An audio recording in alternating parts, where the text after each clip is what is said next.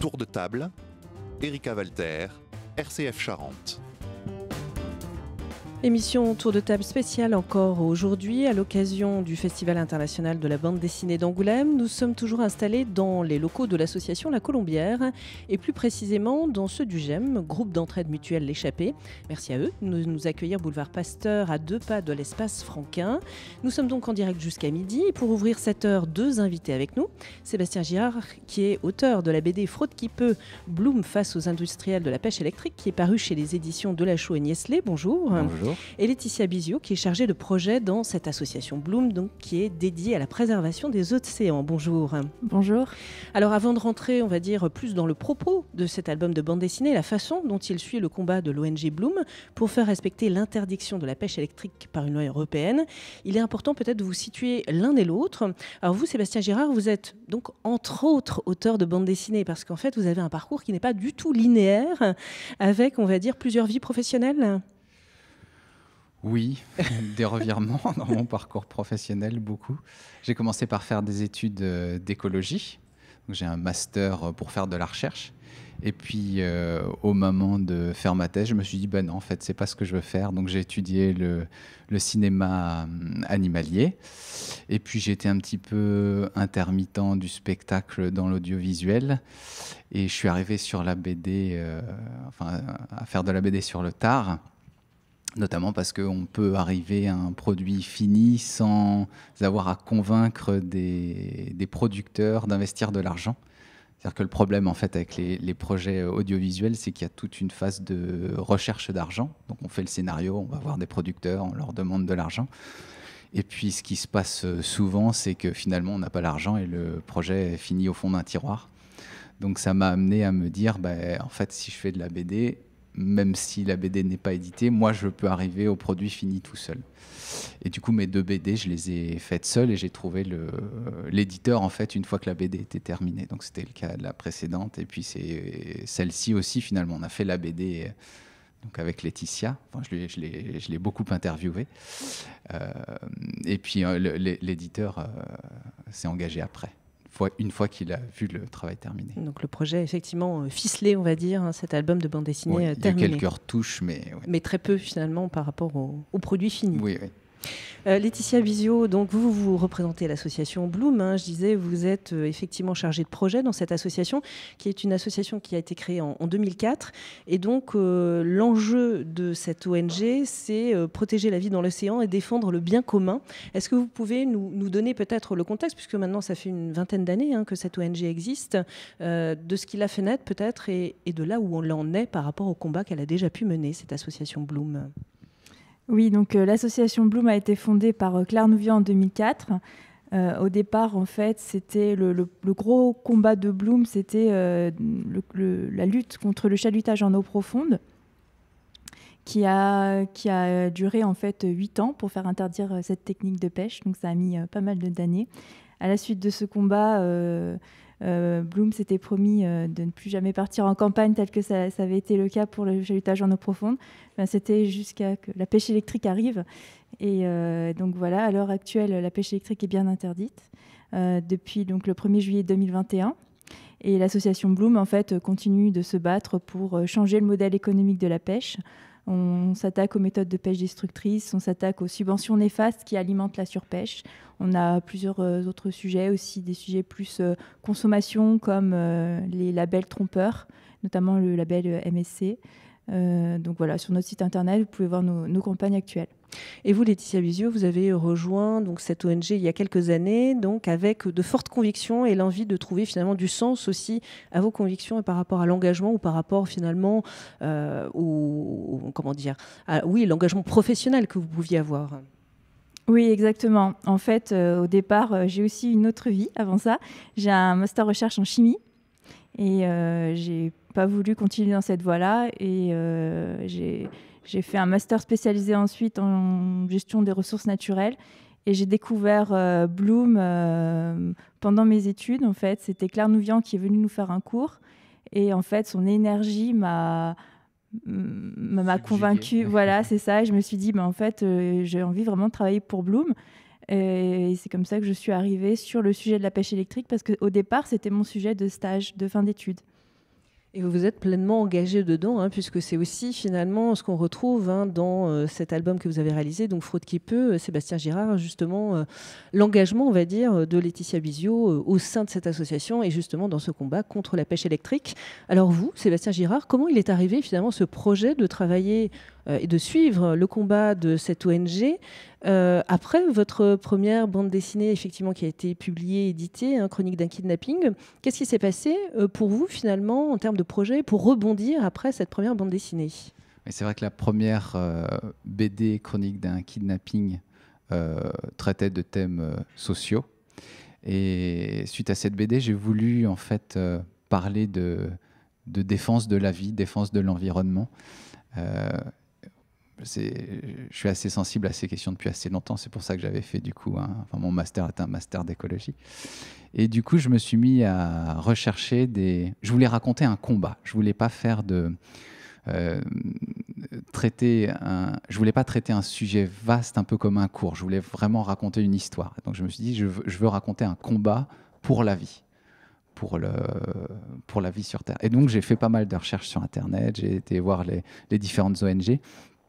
Et puis finalement, l'ONG qui est ressortie, c'était Bloom. Et je me suis d'abord intéressé à son combat contre le chalutage profond. Donc j'ai contacté l'association Bloom et je suis tombé sur sa directrice de l'époque qui s'appelle Sabine Rosset. Tu me corriges si j'écorche son nom, Laetitia. Et qui m'a dit que le combat contre le chalutage profond avait été assez médiatisé et que, d'après eux, c'était plus intéressant de parler de pêche électrique dont les médias avaient moins parlé. Elle m'a convaincu. Et du coup, j'ai rencontré l'association Bloom. Donc Laetitia, on a eu une première interview début 2020, juste avant le premier confinement. Donc je suis allé dans leurs locaux à Paris. J'ai rencontré Laetitia, Sabine Rosset et Mathieu Collet. Je n'ai pas écorché son nom, sinon il m'en voudrait. Et qui m'ont parlé du coup de pêche électrique. Et après, j'ai recontacté un nombre incalculable de fois Laetitia pour lui demander moult précisions sur leur combat. Parce que l'enjeu pour vous, évidemment, c'était d'abord de bien saisir, de bien comprendre toutes les subtilités, toutes les étapes qu'il y a eu, puisqu'il y en a eu beaucoup finalement dans ce combat. Et puis de pouvoir ensuite retranscrire justement avec ce support de la bande dessinée, faire en sorte que ce soit simple, que ça vulgarise finalement et qu'on puisse comprendre les tenants et les aboutissants à la fois évidemment de cette position de l'ONG Bloom et puis en face des industriels effectivement qui veulent à tout prix défendre cette pêche électrique. Exactement, c'est tellement bien dit. Et vous allez poursuivre. Pas dire mieux. Non, mais c'est exactement ça le projet, c'est de rendre digeste une histoire qui est pas très digeste à la base. C'est un peu compliqué, du coup je parle pas mal d'institutions européennes. C'est une BD qui parle d'écologie, mais finalement elle parle plus de politique que d'écologie. Et c'est vrai que c'est des questions assez complexes. Et le projet, c'est ça, c'est rendre accessible en fait ce combat de Bloom. Bloom a besoin parce que finalement Bloom marche sur des subventions, enfin pas sur des subventions, sur des dons. Non, je dis subventions, mais c'est lapsus. Enfin, justement pas sur des subventions, sur des dons des citoyens. Et pour que les citoyens permettent à Bloom de mener ses combats, c'est important aussi qu'ils comprennent ce que fait Bloom.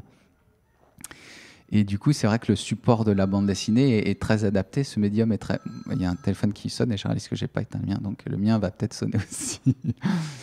Le support de la bande dessinée est très adapté pour raconter des choses complexes de manière simple.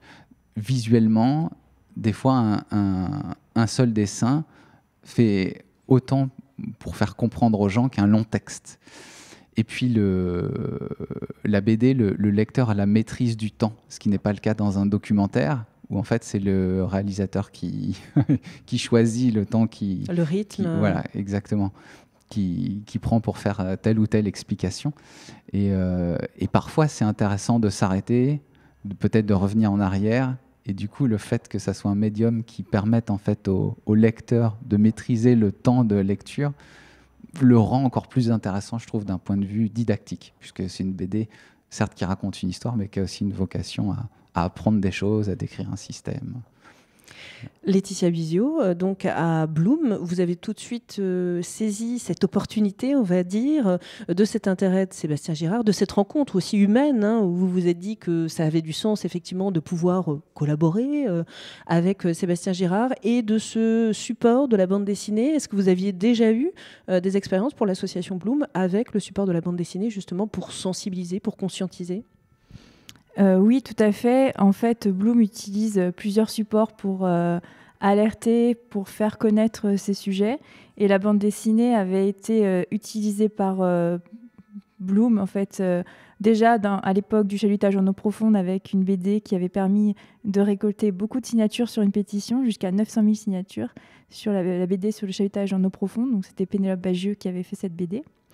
Ensuite, voilà, pour encourager les gens à signer des pétitions, il y avait aussi une autre autrice qui nous avait contacté, qui avait fait une BD sur la pêche électrique et qui, elle, expliquait à quel point c'était néfaste à la fois pour les écosystèmes et l'enjeu qu'il y avait autour de l'interdiction de la pêche électrique, donc qui s'appelle Capucine Dupuis.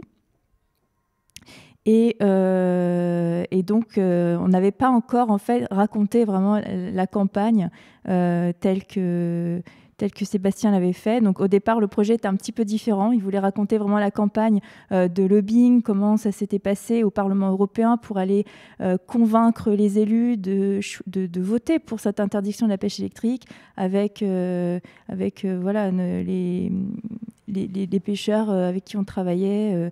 Et finalement, Sébastien s'est retrouvé avec 320 pages parce que la campagne est extrêmement longue. Il y a eu beaucoup d'acteurs, il y a eu beaucoup de rebondissements. C'est une histoire qui est vraiment incroyable, cette pêche électrique. Donc aujourd'hui, la campagne est uniquement dans la tête des gens de Bloom pour le moment. Donc elle n'a pas encore été racontée. Et Sébastien a choisi en fait de raconter l'après-victoire. C'est-à-dire qu'en fait, une fois que l'interdiction de la pêche électrique a été actée et décidée par l'Union européenne, les Pays-Bas n'ont pas accepté leur défaite et ont tout fait pour essayer de détricoter la réglementation. Et ils ont aussi continué à frauder. Ils fraudaient déjà et ils ont continué à frauder jusqu'à la veille de l'interdiction totale de la pêche électrique. Donc voilà, c'est ce que raconte la BD Fraude qui peut. Parce que Tout à fait. Sinon, Sébastien Girard, ça n'aurait pas été possible. Effectivement, cette campagne racontée là en BD, c'était difficilement... J'arrivais pas à trouver l'axe, en fait. Ah ouais. Donc j'avais en effet un document Word écrit en petit, Times New Roman, avec une interligne de 1 qui faisait 320 pages, et j'arrivais pas à voir comment traiter l'histoire.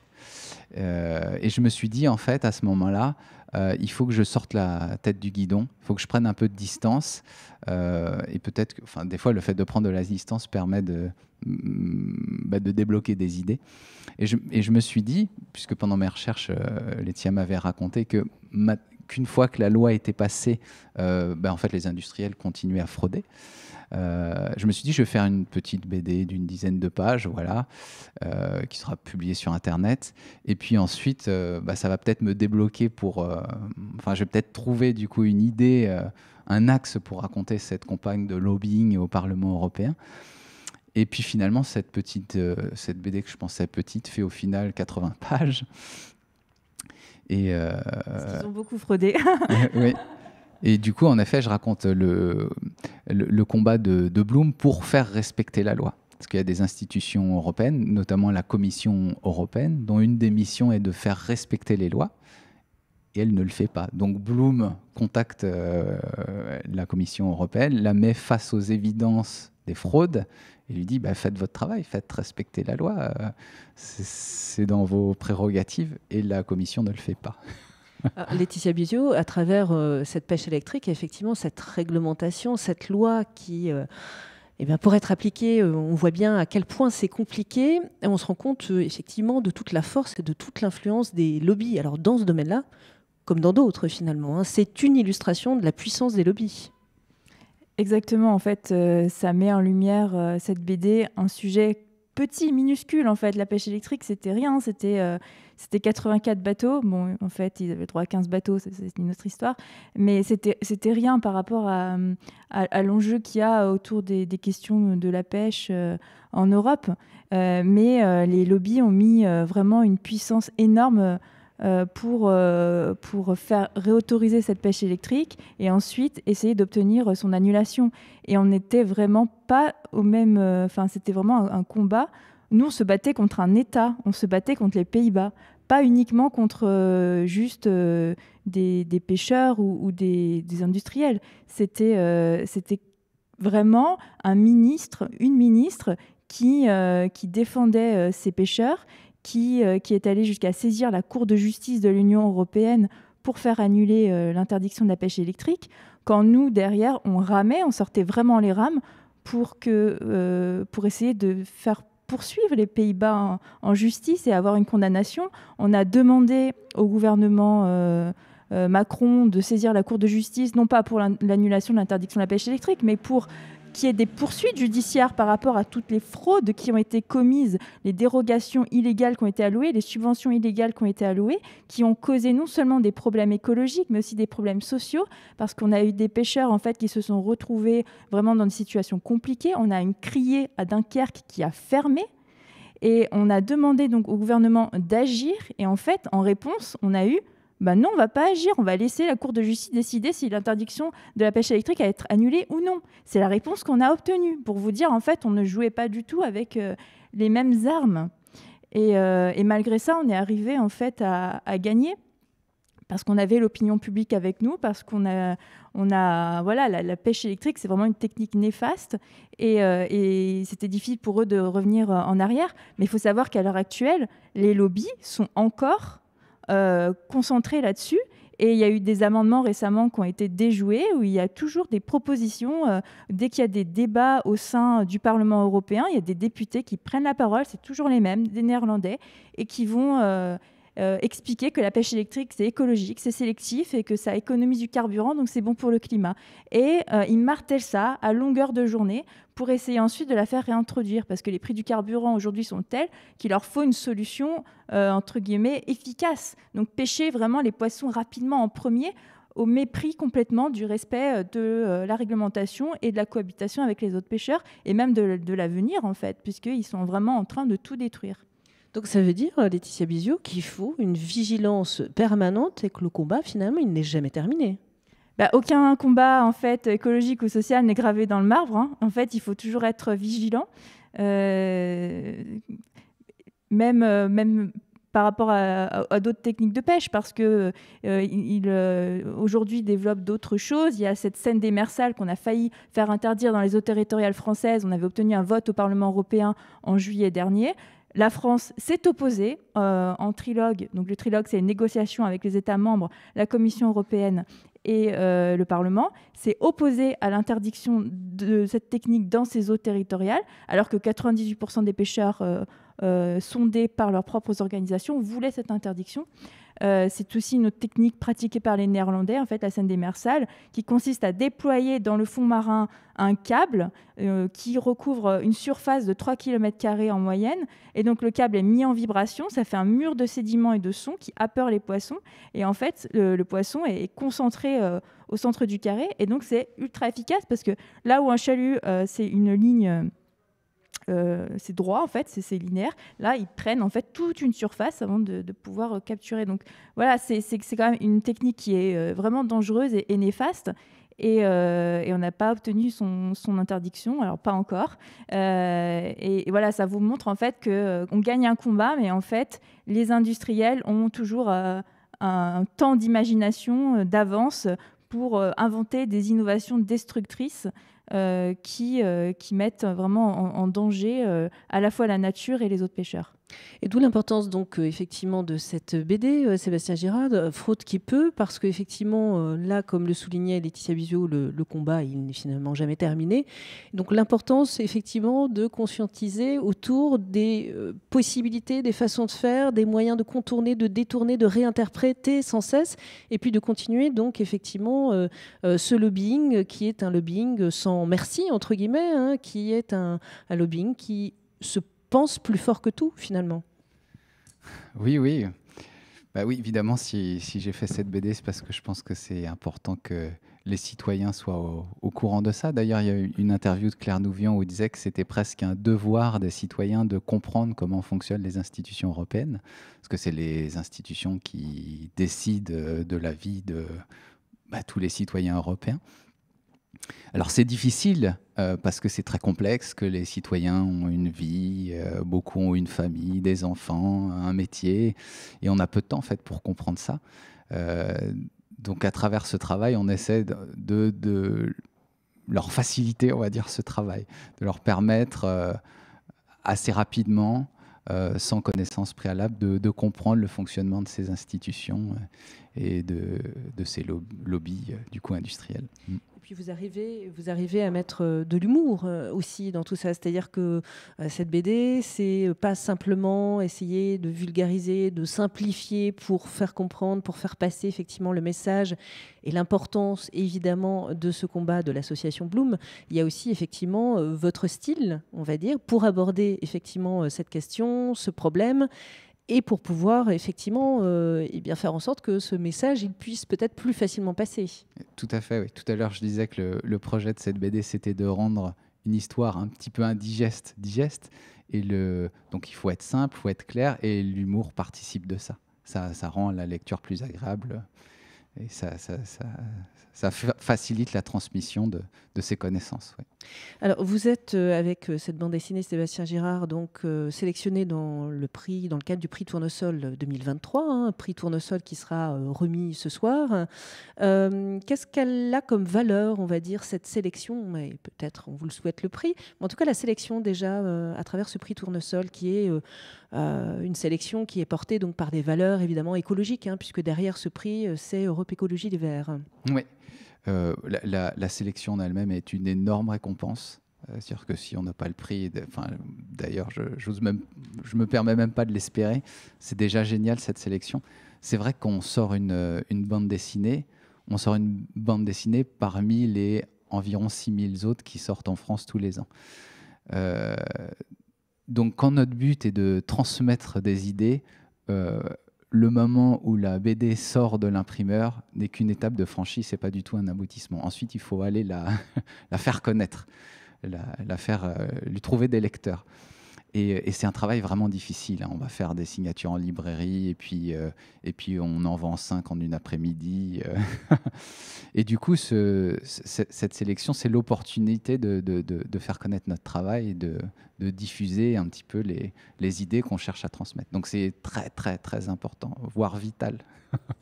Alors, en attendant aussi, vous serez en dédicace demain et puis dimanche. On peut vous retrouver en fait à la librairie Cosmopolite, donc au Champ de Mars, à Angoulême bien sûr. Donc le matin en dédicace, vous serez là tous les deux. Laetitia Biziou, vous serez là aussi avec Sébastien Girard. C'est l'occasion de pouvoir échanger évidemment avec les lecteurs ou les futurs lecteurs autour de cette bande dessinée. Oui, exactement. J'échange avec les personnes intéressées à propos de l'association. Voilà, je réponds à toutes les questions. C'est toujours un plaisir en fait de rencontrer les gens qui nous soutiennent et même des gens qui ne nous connaissent pas, d'expliquer notre engagement. Et donc c'est vraiment avec plaisir que vous pouvez venir sur le stand, ne serait-ce que pour discuter avec nous. C'est déjà très bien. Et puis Sébastien Girard, il faut compléter aussi, parce que l'après-midi, donc demain et dimanche, vous serez donc là en dédicace sur le stand de votre éditeur, mais précédent éditeur, en tout cas pour Chronique d'un kidnapping. Exactement, elle est sympa du coup, parce qu'on va dédicacer une BD qu'elle n'édite pas. C'est dire si elle est sympa. C'est Blandine Lanoux, l'éditrice des éditions Félès. Tout à fait. En attendant, merci beaucoup à tous les deux. Donc Sébastien Girard, auteur de cette bande dessinée Fraude qui peut, Bloom face aux industriels de la pêche électrique, qui est donc paru chez les éditions Delachaux et Niesley. Et Laetitia Biziou, je rappelle que vous êtes, vous, chargée de projet pour cette association Bloom. Merci beaucoup à tous les deux. Merci beaucoup. Et nous poursuivons cette émission spéciale à l'occasion, bien sûr, du 50e Festival international de la bande dessinée d'Angoulême. Avec nous, une auteure, illustratrice de BD, Lily Sun. Bonjour. Bonjour. Alors, vous êtes auteure notamment, et c'est aussi pour ça qu'on vous a invité, donc de partir sur les chemins de Compostelle, qui est paru chez Casterman. Alors, c'est une sorte de carnet de voyage, ce grand livre, ce gros livre, je ne sais pas comment dire, de votre aventure de 2 mois. Alors on a l'avant, on n'a pas beaucoup l'après, on a juste une fin où finalement vous nous dites, vous expliquez ce qu'a permis, ce qu'a procuré finalement cette expérience. Alors expérience sur les chemins de Compostelle que vous avez finalement pas véritablement choisi au départ, mais quand même qui vous rejoignait complètement. C'était peut-être pas le moment où vous auriez décidé de partir, mais finalement, vous seriez parti à un moment ou un autre sur ces chemins de Compostelle, Lillison. Oui, c'est exactement ça. Mes parents, en fait, ça fait maintenant 15 ans qu'ils tiennent un gîte d'étape sur le Saint-Jacques de Compostelle. Donc, j'ai nourri mon intérêt pour ce chemin depuis de nombreuses années. Je m'étais toujours dit que je le ferais, mais comme souvent, on se donne des objectifs, on a des rêves qu'on remet à plus tard. Et puis là, c'est mon éditrice et mon agent qui au récit du coup du gîte de mes parents m'ont dit mais pars demain. Et j'ai pas trop l'habitude que ça soit les autres qui choisissent le sujet de mes prochaines BD, mais bon là j'avoue que c'était une bonne intention. Oui, et c'est ce que vous expliquez un petit peu dans Partir. C'est c'est vrai qu'on me l'impose, mais quand même, j'ai vraiment envie d'y aller. Et donc finalement, vous vous lancez, vous vous préparez, parce qu'il y a véritablement quand même une préparation quand on part sur les chemins de Compostelle. Et il y a déjà beaucoup de questionnements, parce que ce livre, c'est ça aussi, c'est beaucoup de questions que vous vous posez personnellement, mais finalement que peuvent se poser aussi beaucoup de personnes avant de partir dans une expérience comme celle-là, qui est une expérience très particulière quand même sur les chemins de Compostelle. Oui, là je partais plus d'un mois et demi pour marcher entre 20 et 25 km par jour. Seule et en laissant mon smartphone à la maison parce que je me rendais compte aussi que j'étais très connectée. Accessoirement votre enfant aussi, mais et votre smartphone d'abord, on sent bien les priorités quand même. Oui, et en laissant mon mari et mon fils à la maison, donc il y avait plein de questionnements sur ces attachements divers, mais des attachements quand même. D'un côté, un attachement digital un peu aux réseaux sociaux, où c'est vrai que j'étais très accro, et à ce téléphone que j'avais tout le temps avec moi, que j'ouvrais tout le temps à n'importe quelle heure, pas du jour, oui, de la nuit, presque même des fois. C'est vrai que souvent, le matin, je ne dois pas être la seule. C'est la première chose qu'on fait quand on se lève, c'est qu'on ouvre son téléphone pour voir ses mails, pour regarder les réseaux sociaux, pour regarder les actualités. Donc là, le jeu aussi, c'était de vraiment m'immerger dans la nature, dans la randonnée, et d'arrêter de faire ça, quoi. Alors des questionnements qui au départ forcément bousculent un peu finalement, et puis une fois lancé, c'est même d'autres questionnements aussi qui arrivent, c'est ceux-ci qui continuent finalement, mais il y en a d'autres qui arrivent, et puis il y a ce chemin en lui-même, ou ces chemins de Compostelle qui sont quelque part un peu on va dire sacralisé, et puis il y a une réalité aussi sur les chemins de Compostelle, et c'est cette réalité aussi que vous expliquez avec votre regard de paysages, de personnes qu'on croise, de personnes finalement plus ou moins intéressantes, même s'il y a quand même beaucoup aussi de personnes et de personnalités, on va dire, sur ce chemin. Oui, après, finalement, on retrouve tous les gens qu'on croise dans la vraie vie. Il n'y a pas une sélection des personnes les plus sympas sur le Compostelle. et après, ce qui est quand même intéressant, c'est que finalement, dans la vie, on côtoie souvent des gens qui nous ressemblent. Et à l'école ou au travail, quand on travaille dans une entreprise, c'est là qu'on va croiser des gens qui sont vraiment différents de nous. Et moi, c'est vrai que je travaille toute seule et que je n'ai pas forcément l'occasion de rencontrer des gens aussi divers et variés, et que le Compostelle, c'est la vraie vie. On croise plein de gens qui pensent comme nous, mais des fois aussi qui pensent pas comme nous, et qui peuvent avoir aussi des comportements qui sont totalement inappropriés. Et c'est ce qui est intéressant aussi, c'est que finalement, en peu de temps, sur une expérience qui dure effectivement 1 mois et demi, 2 mois, il y a énormément de rencontres qui se font, sur un rythme aussi qui est dense, puisque effectivement, il y a beaucoup de temps seul, mais quand il y a les rencontres, elles sont nombreuses finalement, en soirée évidemment, dans les gîtes et autres. Et donc, il y a ça aussi, une sorte de bouillonnement quand même dans les rencontres. Totalement, parce qu'à partir du moment où soit on peut décider de ne parler à personne, mais je pense que ça doit être quand même un petit peu difficile. À partir du moment où on est prêt à aller vers l'autre, on est prêt à rencontrer les gens, c'est tout un monde qui s'ouvre à nous. Il y a des gens du monde entier. Enfin, là, moi, j'ai marché entre les 2 confinements, donc il y avait un petit peu moins de monde. Mais je sais que quand je vais chez mes parents, je croise des gens de Corée, des gens d'Australie, de Nouvelle-Zélande, du Québec. Enfin, il y a vraiment des gens du monde entier, et c'est une grande richesse. Et puis, le chemin aussi fait qu'il y a une très grande intimité qui se met en place assez rapidement, et on arrive à se confier à des étrangers sur des choses qu'on n'a jamais dites à personne, et c'est assez hallucinant. Du coup, on crée des relations très fortes, très intenses sur des courtes périodes, et c'est beau. Sachant qu'on les reverra ou pas, finalement. Voilà. C'est ça, hein, et c'est peut-être la possibilité, effectivement, de se confier à des personnes qui partent avec ces confidences, mais finalement, où l'enjeu, peut-être, de revoir ces personnes derrière n'est pas le même, hein, avec ce qu'elles ont pris de soi, en Voilà. fait, hein, de chacun d'entre nous. Alors, est-ce que vous aviez tout de suite en tête, Lillison, la façon dont vous alliez traduire, entre guillemets, cette expérience aussi sur le chemin, où ça, c'était long, ça a été un cheminement aussi pour savoir comment, sous quelle forme, quoi garder, comment traduire finalement cette expérience. Oui, ça a été un long cheminement. J'ai beaucoup erré.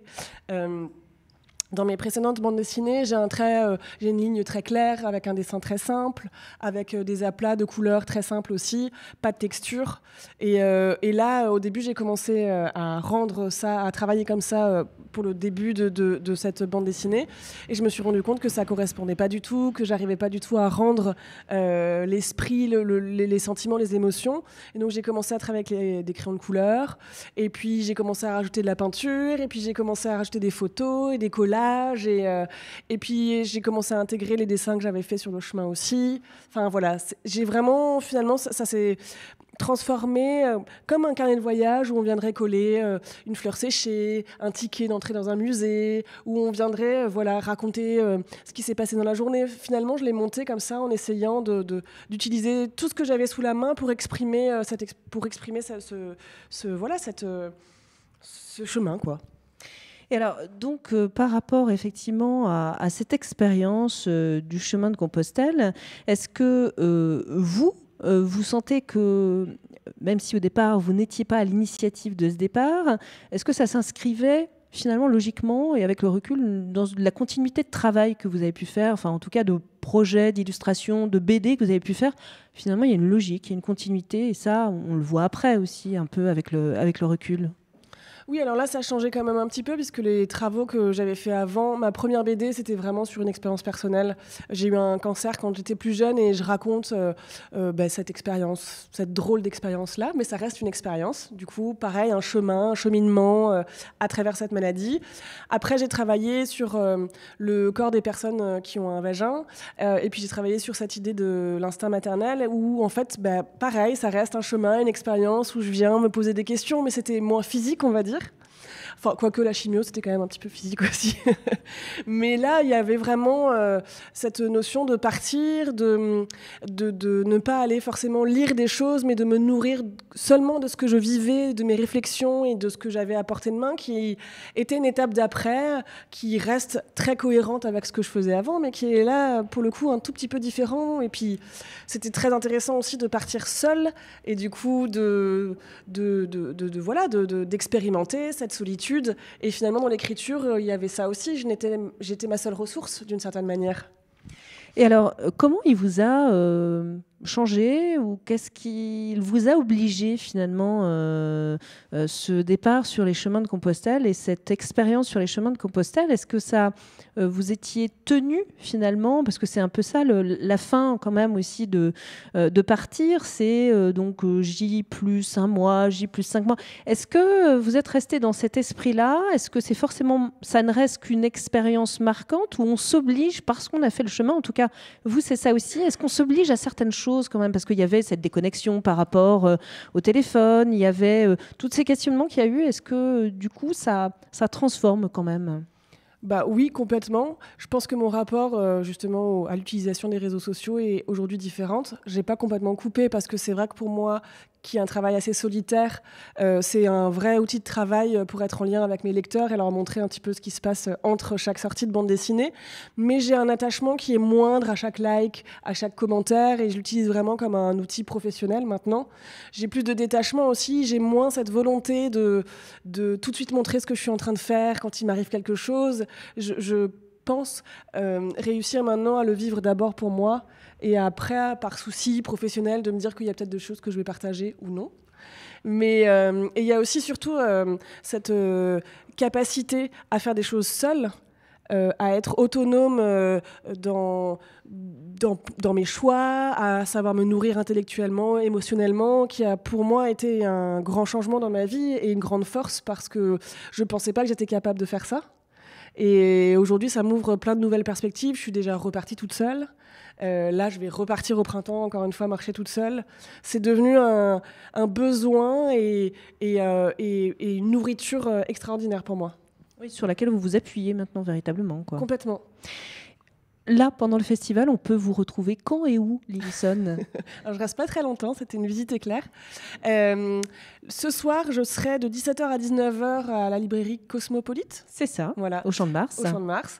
J'ai une nouvelle BD qui est sortie, qui s'appelle Dans la tête d'un chat, qui est en fait une adaptation du livre d'une éthologue qui est spécialisée dans le comportement des chats, qui s'appelle Jessica Serra, et j'ai pu adapter son livre en racontant l'histoire de mon chat qui s'appelle Didier, et en vulgarisant plein d'informations sur les félins.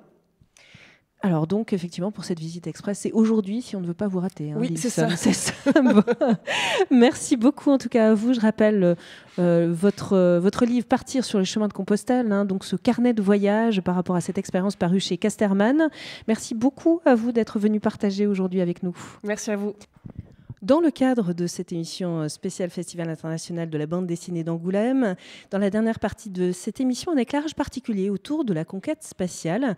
Alors intitulé précisément de l'enfer de Dora à la Lune, il est proposé à travers plusieurs approches et il s'agit surtout de remonter le fil et l'origine de cette conquête spatiale depuis l'invention des fusées V2 par l'ingénieur allemand von Braun, des fusées utilisées comme missiles et montées par les déportés du camp Mittelbau-Dora.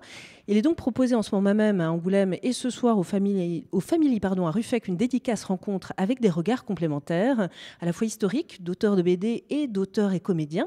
Avec nous pour en parler, Michèle Soult, qui est la présidente des Amis de la Fondation pour la mémoire de la déportation de Charente. Bonjour. Bonjour. Et également avec nous, Robin Walter, qui est auteur de plusieurs BD. Bonjour. Bonjour. Alors ce titre, choisi donc pour cette soirée à Ruffec, de l'enfer de Dora à la Lune, pour vous, Michèle Soult, il résume véritablement bien, du coup, cette approche qu'il est importante aussi d'avoir en tête autour de cette conquête spatiale. Tout à fait, puisque effectivement, le camp de Dora, déjà en lui-même, a été caché, n'est pas connu du grand public. Et ensuite, cette conquête spatiale, je pense, puisque je suis de cette génération, au premier pas sur la Lune en 1969, les gens ne savent pas l'origine un peu sinistre de cette conquête spatiale. Et au nom de tous ceux qui sont morts dans ce camp, il était nécessaire de porter à la connaissance du public cette histoire. Oui. Alors vous, Robin Walter, justement, vous avez travaillé à travers plusieurs bandes dessinées, justement, sur cette origine, sur ce camp, et puis sur ce personnage d'ingénieur allemand qu'est von Braun, et finalement de sa personnalité, de tout ce qui s'est passé entre, finalement, on va dire, sa carrière en Allemagne, et puis le prolongement de toutes ses recherches ensuite aux États-Unis. Oui, alors à l'origine, il y a mon grand-père Pierre Walter, qui est un rescapé du camp de Dora. On a eu la chance dans la famille, déjà qu'il s'en soit sorti, mais qu'il ait aussi réussi à nous transmettre son histoire. C'est ça, ce qui n'est pas toujours le cas. Hein. Ce qui est très très rare finalement. J'ai eu la chance, quand il a fait ce choix, voilà, de nous transmettre cette histoire au début des années 2000, de rencontrer d'autres déportés qui étaient aussi dans ce même schéma. Et à l'époque, on me disait, pourtant c'est très rare, mais depuis que je tourne avec ce livre, Casadora, c'était ma première BD en 2010, et donc je rencontre pas chaque week-end, mais à chaque festival des gens, voilà, qui me parlent de leur famille, de leurs oncles, de leurs grands-parents, de leurs parents, et qui m'expliquent que non, en effet, ils n'ont jamais réussi à en parler. C'est en effet très rare. Donc nous, on a eu cette chance-là. J'ai eu la chance qu'ils ressortent ces écrits pourtant réalisés dès son retour, qu'il les ressorte de son vivant, et ça m'a permis de faire beaucoup de voyages mémoriels sur place, donc accompagnant d'autres déportés, comme je l'ai dit. C'est beaucoup de rencontres qui ont donné donc cette première BD. Moi, j'ai découvert cette histoire. C'était une vraie injustice au départ de réaliser que le camp où s'était retrouvé mon grand-père n'existait pas aux yeux du grand public. Moi, j'étais au collège, lycée dans les années 90. Dora n'apparaissait pas sur les cartes avec les différents grands camps. Quand j'ai interrogé mes professeurs d'histoire, ils ne connaissaient pas. Il y en a un, une fois, qui m'a dit Dora, c'est un commando, c'est un camp satellite de Buchenwald.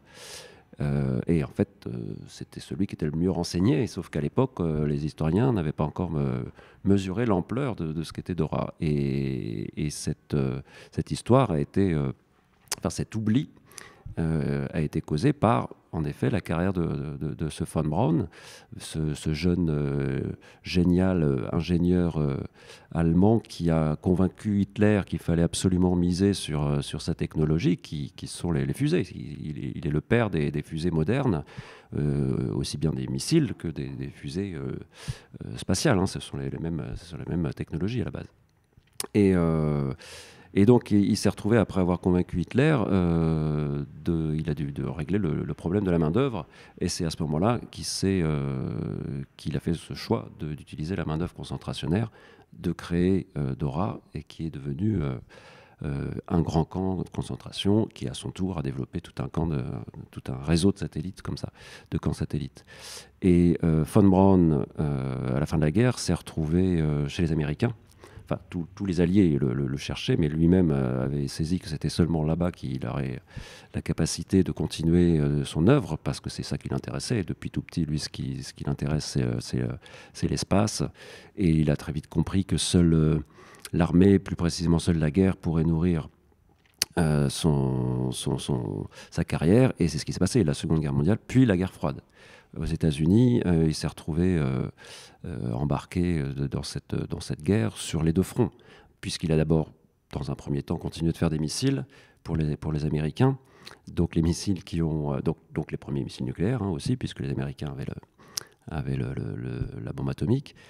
Et donc ces missiles se sont retrouvés à menacer les Russes. Et puis ensuite, cette guerre, l'autre front de cette guerre, c'était la conquête spatiale, où là, il a mené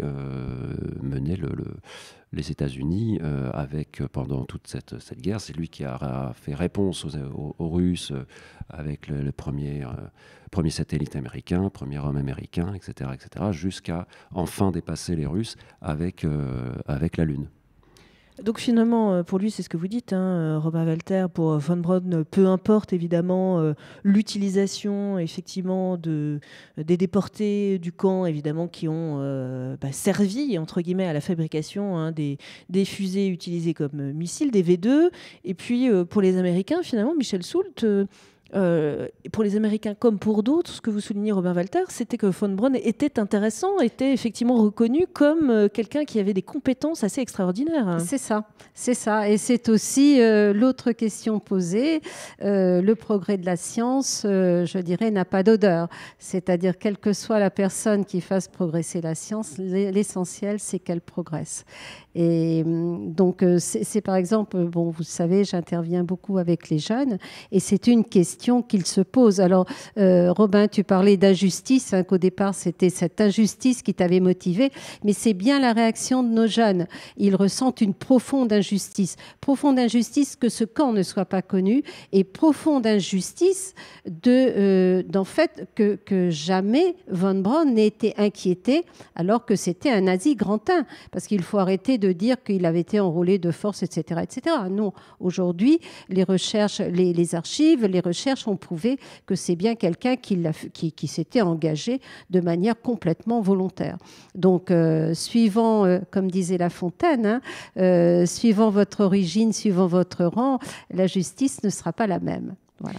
Alors, d'où l'importance aussi, Michel Soult et Robin Walter, d'approches aussi différentes, là avec des bandes dessinées, signées Robin Walter, mais aussi une approche plus théâtrale avec Jean-Pierre Tiercelin, l'approche purement historique aussi avec Laurent Thierry, hein, là, puisque vous vous retrouvez ensemble aussi alors pour un travail notamment autour d'une nouvelle bande dessinée, et puis vous êtes là ensemble justement aussi aujourd'hui pour essayer d'éclairer, pour essayer de conscientiser, Michel Soult, ces différents supports, ces différentes approches, c'est très riche justement pour pouvoir rejoindre, faire expliquer et faire comprendre. Tout à fait, tout à fait. Nous sommes convaincus que la mémoire ne se passe pas uniquement par les commémorations. Bon, c'est bien, mais c'est un peu répétitif, on va dire, et ça n'engage pas vraiment les jeunes à aller plus loin. Alors qu'en leur proposant effectivement des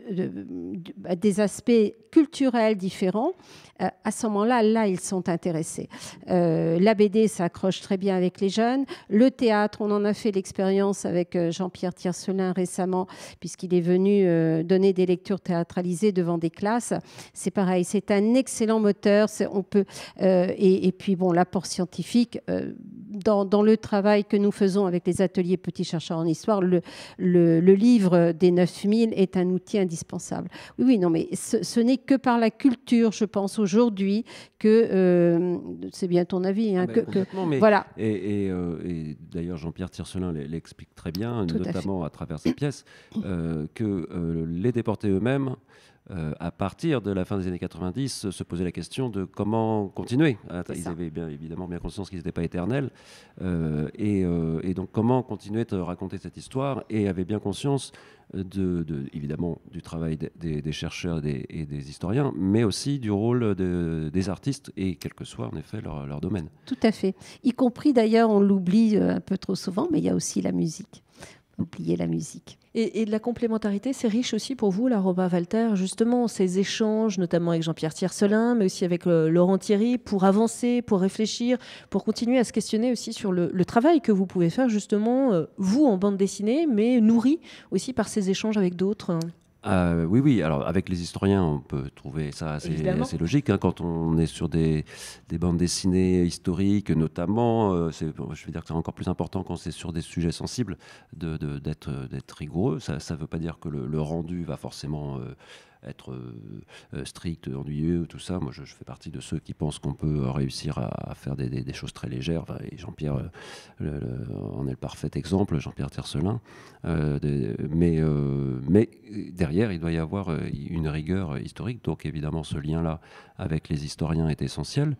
Et puis après, évidemment, que quand il y a des créateurs qui se rencontrent, ça peut donner même d'univers différents. On peut réussir à offrir certaines choses, et notamment avec Jean-Pierre Tiercelin, on a réalisé tous les deux une bande dessinée où lui est au scénario, où on retrouve son écriture, sa patte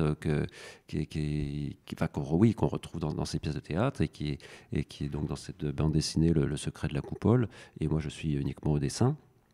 Et Laurent Thierry, qui lui a cette caution historique. Voilà. Donc on se retrouve tous les trois autour de cette bande dessinée. Et Le secret de la coupole étant le grand musée dans le nord de la France sur la Seconde Guerre mondiale, et qui est surtout le lieu en France qui fait le lien avec toute cette histoire des origines sombres du spatial. La coupole, parce que c'est un immense dôme de béton, c'est un immense bunker qui aurait dû servir de lancement de ces fameuses V2. Alors, Michel Soult, ce soir, donc je le disais en introduction, hein, vous serez au Familier à Ruffec à 20h30 pour une soirée. Tout à fait. Est-ce que vous pouvez expliquer justement comment ça va se dérouler précisément, comment chacun va trouver sa place là, dans cette soirée intitulée De l'enfer de Dora à la Lune? Tout à fait. Donc, nous aurons déjà une présentation historique par Laurent. Ensuite, la présentation de l'art graphique et de la transmission par la BD, donc par Robin, et en dernier lieu, bien sûr, par Jean-Pierre, par le théâtre, et il nous donnera une lecture théâtralisée de l'enfer à la Lune. Il y aura également possibilité d'acheter les ouvrages et bien sûr d'avoir les dédicaces. Donc c'est une sorte de soirée autour de témoignages, engagement finalement des uns et des autres. Tout à fait. Tout à fait, c'est cela. C'est cela. Comment transmettre, comment aujourd'hui on a d'autres moyens de transmettre la mémoire. Tout à fait. Alors, merci beaucoup à tous les deux. Hein. Vous étiez là en tant que porte-parole, on va dire, des deux autres qui ne sont pas avec nous, qui sont toujours en dédicace. Michel Soult, je rappelle que vous êtes présidente des Amis de la Fondation pour la mémoire de la déportation de Charente. Et puis, donc, vous, Robin Walter, auteur de plusieurs bandes dessinées. Vous avez évoqué la dernière, hein, Le secret de la coupole, mais aussi Casette Dora et puis Von Braun, justement. Hein, c'est le titre d'une de vos bandes dessinées. Merci à tous les deux. Et puis, donc, ce rendez-vous au Familier à Ruffec à 20h30 autour de cette conquête spatiale. Mais on l'a bien vu, hein, avec avec justement cette origine, pour bien comprendre effectivement cette conquête spatiale à travers cette origine. Et puis effectivement, alors ces BD Casette Dora et Von Braun sont parus à Des Ronds dans l'eau, alors que Le Secret de la Coupole est paru aux éditions du Cygne. Voilà. Et je suis sur le stand des Ronds dans l'eau durant toute la durée du festival. Très bien, merci beaucoup à tous les deux. Merci à vous. Et prochaine émission spéciale bande dessinée, ce sera tout à l'heure à 16h, présentée par Éric Potel, avec entre autres Jérémy Moreau et Paul et Gaëtan Brizzi. Merci.